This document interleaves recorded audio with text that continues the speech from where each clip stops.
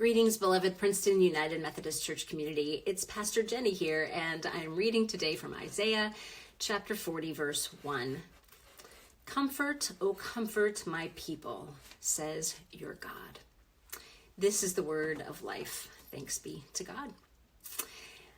Friends, first, before I talk about scripture at all, I am just wanting to say thank you for the time that I've had, this renewal leave sabbatical time that I've had over the past 6 or so weeks. And it was lovely. It was restful. It was time for me to connect with some old friends, to spend more time with Bobby and Elliot. I went on a silent retreat. I got to do just some of the kind of life stuff that sort of gets put on the back burner when life gets busy.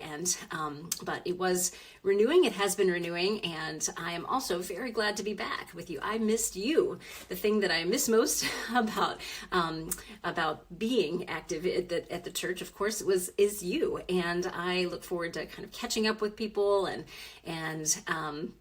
reconnecting with all of you over these next days and weeks. I am still catching up with lots of things, so if you have emailed me over the last, since Christmas, and you are waiting for a response, be patient, please, or ping me, let me know.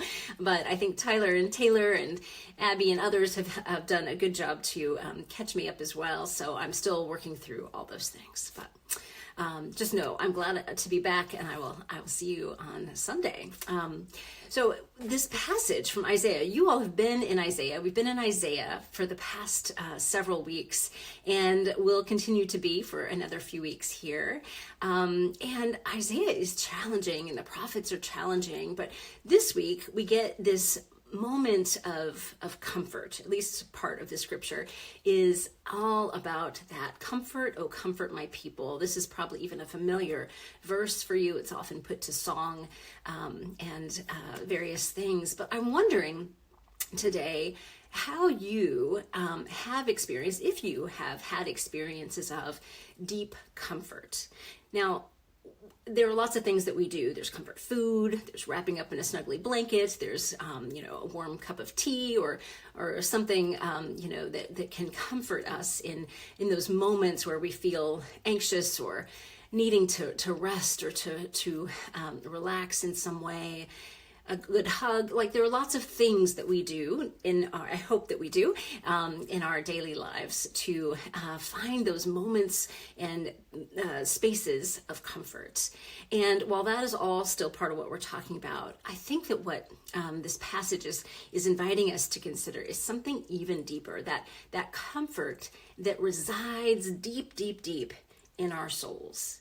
That comfort that goes beyond a warm blanket and beverage, that comfort that can that we can dwell in, that we can draw from like a well, right? That is God-given and that penetrates through all of the layers of the discomfort, all the layers of the upset, all the layers of a world that's kind of falling apart, all the layers of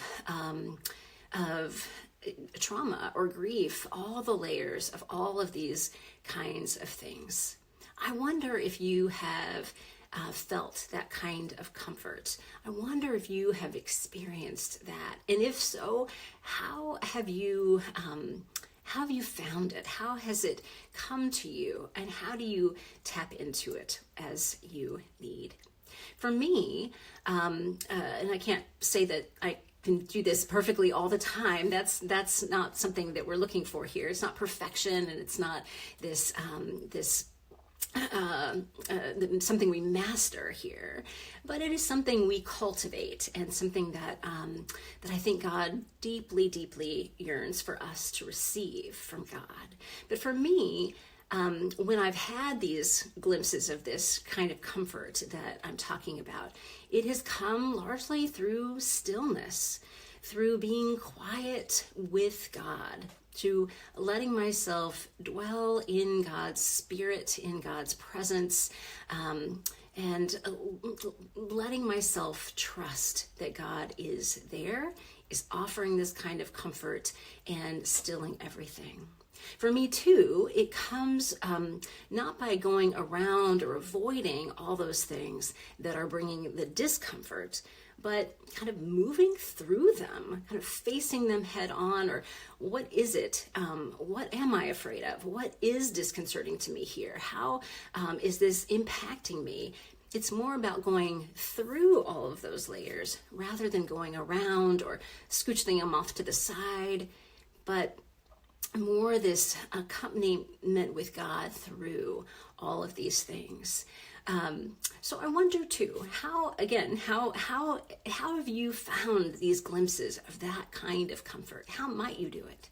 And if this is new for you, you might start today by just looking inside and noticing whether you want or need this kind of comfort, and asking God, saying, God, I need and want the kind of comfort that you offer to me. That is an excellent place to begin. So friends, I will see you on Sunday. We'll talk more about this passage, and I look forward to leading in worship with you and all the things that come. We are in a long season after Epiphany. It's kind of long. Lent starts late this year. It doesn't start until March 5th. March 5th is Ash Wednesday, and it's coming up quickly, but still a couple weeks away. One of the things that you can anticipate in the next couple of weeks is a Lenten daily devotional practice meditation book. So we had that last year with our Lenten series. We have a new one coming that will be available to you in the coming weeks. So just know and anticipate that will be available to you, and you can watch out for it soon. Friends, it is so good to be back with you. And again, I do look forward to catching up and reconnecting with all of you. Much has happened, I know, in the last several weeks. And know that it is truly such a joy to be on this journey with you. Remember that you are enough because God is enough. Remember that you were created for joy. I will see you soon.